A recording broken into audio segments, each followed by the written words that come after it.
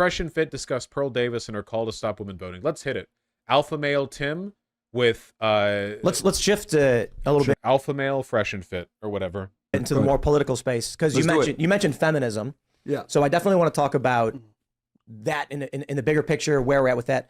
But I want to start with this this tweet from Pearl Davis. Picture of her wearing a shirt saying women shouldn't vote. Should women vote? I think their vote should carry half as much weight as men's. So you're in the middle. You're I'm in the middle. I think what a lot of people on the left do when they look at stuff like this is they make the mistake of trying to like debunk what they're saying or get offended. But what you have to understand is that these are low-T beta males, okay? We have seen 1,000 times sex workers come out and say, hey, just so you know, all these like alpha male YouTubers, when they pose with pretty women, they paid them. When you see these podcasts where hot women come on and get like made fun of by the guys, they were paid to be there. When you see photos of like Andrew Tate or whoever else surrounded by pretty women looking over like a cityscape from a penthouse, they were paid to be there. Almost every time. There might be a few women they actually know, but for the most part, they were just paid to be there. The reason they're doing this, and the reason that Pearl Davis is also doing the whole, Nick Fuentes Nazi bit or whatever, in addition to it being for attention, is because the kind of attention that they're looking for is the attention from the only group the right has a chance of getting real pull with. This Myron dude on screen was caught using a sugar daddy site. Oh yeah, we saw that. Yeah. Not only was this guy out there on like a dating site, which is, you'd think like a high alpha T beta male, whatever, alpha male wouldn't have to do that. He was on a sugar daddy site, explicitly paying women. Like, okay, I don't think there's anything wrong with soliciting sex workers at all. I don't think there's anything wrong with even paying models to be with you. Like, if you're transparent about that, I don't think there's anything wrong to do that. I don't think it's bad. However, soliciting a sugar daddy relationship as the daddy, I do look down on people like that. Because you got to be really unlikable as a rich man to not be able to just find someone, you know? Like, Jesus. Yeah, I remember there was a clip where he was confronted on it. He was like, "Well, I'm on a sugar daddy website, but then I convinced them out of the money part, and I just date them normally." Which, yeah, okay, yeah. That's why I solicit all those escorting sites. You know, it's because I go on there, and then when I talk with the woman, I'm like, "Hey, actually, my dick's so big that I won't even have to pay you," and she's like, oh my god, you're right." You know, like, yeah. Anyway, the reason that we're about to endure this particular brand of retardation is because one of the only groups that the right has any pull with in terms of like new engagement is the young sexually insecure male. That is like the big focus right now. Ever since Andrew Tate became like super prominent, you know, the numbers aren't moving that much. They're pulling the incel crowd hard, right? The problem is with this particular grouping, there are several problems here. First of all, most of these like super young insecure dudes are also being pulled into like the far right pipeline, which means they're less likely to like Fresh and Fit because Fresh and Fit are black. Also, Tim Pool is the least confident looking man to have ever stepped in front of a camera. He wears the beanie nonstop because he's bald. I know it's a branding thing at this point, but like he exudes self consciousness and insecurity. So this just reeks of desperation to me. I'm sorry, I'm preluding this by quite a lot, but I'm just explaining why, like, I'm not going to debunk the claim that women shouldn't vote because I'm not an idiot and I'm not taking that bait. They don't believe it either. They don't believe anything. They just believe what gets them attention. To an extent, Merrick, to an extent, but it doesn't work as well as you might think. See, a while back when the Fresh and Fit boys and Pearl Davis started getting buddy-buddy with Nick Fuentes, it actually apparently did lead to a backlash from a lot of the Fresh and Fit viewers who were black. Because while there are some black content creators who will pal around with Nazis, as it turns out, most regular black people who aren't getting paid to be dipshits online don't like Nazis.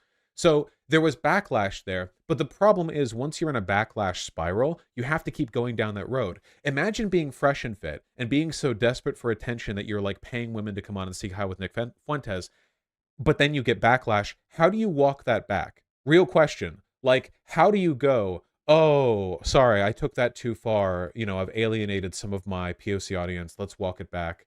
I think, if anything, him going on Timcast is probably an indication that he's trying to appeal more towards, like, the generalized far-right white boy thing, because I'd be very surprised if Tim Pool has a significant non-white viewer base. In how far do you think Fresh and Fit are true believers? The guys themselves? Not at all. They're total grifters, like transparently so. They're obvious liars. Tim Pool is better at not coming across as a grifter for all the ridiculous shit that he says. When I think of a woman, I think of a woman who runs a household and raises children and does the most beautiful thing that you can possibly do. So I see so much inherent value. What is the most beautiful thing? Is that like a specific thing, or do you just mean like generally? And I think, Which we agree is important. okay, but I kind of feel like what we're doing here is we've trained as men, women, we've incentivized certain behavior, and now we want to discount them because they're giving the men what they're asking for. Actually, not a bad argument right there. It is true. Guys are horny and fucking impatient to get laid, you know? Like, guys will, like, run around and fuck a bunch of women and then get mad that women are having sex with them. Well, I guess I should say, for the audience of this show, women are having sex with other men, and the guys simultaneously wish that they could be having sex with them, but also bemoan them having sex with other people, right? The classic incel dynamic, Madonna whore, blah, blah. If we're talking about votes here, women are more easily swayed. This guy looks like a where's my hug kind of guy. I don't know much about the Fresh and Fit guys, but like this guy, first of all, looks deeply off-putting and sort of Innsmouthy, but he also looks like a where's my hug guy. I believe the science is clear that women are more agreeable, men are more disagreeable. Correct. Yeah. So it's harder to convince a guy. He'll challenge you. He'll headbutt you. A woman is going to try and make things smooth over. Yeah. There's a lot of positives to being agreeable and a lot of negatives to being disagreeable, and vice versa. It's pros and cons. Men and Yes. women are different and complementary. Yes. Now, there's an agenda, though, of course. We can go deeper here, get more serious. Again, like there's a million things that I could say here about nature versus nurture, and but I get like why? Like why bother? Like all of this will roll off the minds of the people watching like rain on wax paper. You know, like the people who are watching this are not like seriously engaging with these art. You know, recently there was a paper that came out which was talking about the myth of the male hunter-gatherer. The idea that back in like pre-civilization, all men hunted and all women gathered, and then in reality, both groups did both jobs. I don't know if I went over that on stream, but like most of the bullshit narrativization that people use to post hoc justify their political beliefs concerning gender stems from the idea that 5 billion years ago, men were the ones like throwing spears at mammoths, and women were the ones fucking squirting jets of milk into the mouths of babies to raise the family or whatever. And it's all bullshit, but like it's like the original myth that they derive everything from. Their values a lot of times are not aligned with meritocracy. They want everyone to benefit, which is cool, I guess, if you like communism. But I do like communism. Thank you. Of course, we don't live in a meritocracy. Oh, that's another funny thing, by the way. That's another inconsistent, incompatible view these guys have. On one hand, they will talk endlessly about how social incentives are prioritizing the wrong people are on top, the wrong people run society, the administrative state is terrible, everything is fucked up. But then they'll argue we live in a meritocracy. It's Schrodinger's meritocracy. When the people they like are doing well, it's a meritocracy, and when the people they don't like are doing well, it's affirmative action. It's a product of degenerate feminism. You know, women doing really well on OnlyFans, that's not them being meritocratic, even though being an OnlyFans model potentially can involve a lot of really difficult marketing and cinematography, personal fitness work. You know, that's not a meritocracy. You know, you making $600,000 a month off of pictures of your asshole, you know, that's actually degenerate. That's not a meritocracy at all. Real meritocracy is when the people they think should be in charge are on top. I feel like it's typically not talked about that there were a lot of women who opposed women's suffrage because Define a lot. the reason why I say they should get 50% is because women don't have to join the selective service. I can't tell. Let's do it. Make women join the slave. I don't. This is bullshit anyway. Because like as a man, you are not being discriminated against by being made to join the selective service because a draft isn't happening. Shut the fuck up. It's an antiquated law that nobody is going. Like I would be astonished if anyone made you like this. This is literally like looking at your like the state law, like the books in your state law, and going, well, according to this treatise of 1898, actually all men, not women, only men, must produce 1 gallon of milk to be brought to the local constable's office on the second fortnight of every. Like it's stupid. It doesn't mean anything. women were not going to get suffrage because they were like, we don't want to go to war and we don't want a fire brigade. We want the men to do those things. Please leave us alone. Yep. And so that caused a point of contention where it wasn't going to move forward until finally the men who were running the show in Congress and stuff and relented and said, okay, women can vote and no civic duty. No. That's no.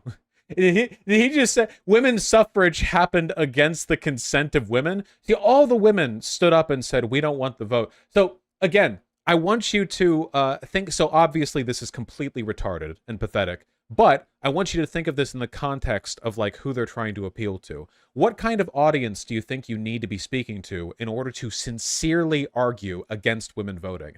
Now, this is mostly a Zoomer thing.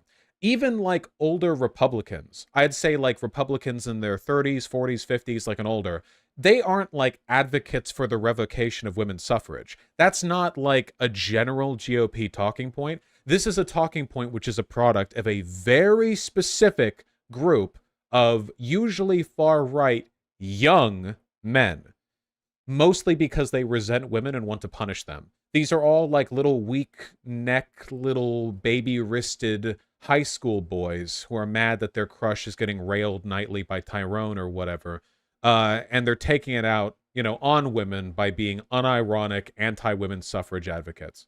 Now, again, mind you, it's not like all of these people believe in or care about any of this shit. And everyone said, okay, we agree to that. Yeah. That doesn't make any sense to me. So where we're at now is we're in a completely different world. I do think women... Also, in a democracy, I don't think you need permission from a group in order to give them the right to vote. Like, even if 100% of women said, we don't want the right to vote, I don't care.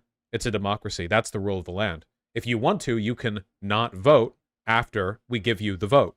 It's not mandatory voting. You don't have to. We're not taking anything from you. Here's the vote. Nobody should just be granted the right to vote in any capacity without some responsibility tied to it. There's got to be checks and Yes, they should. That is actually what a democracy is. It's just when you have the right to vote as a product of you being a citizen of this country. That is the whole point, actually.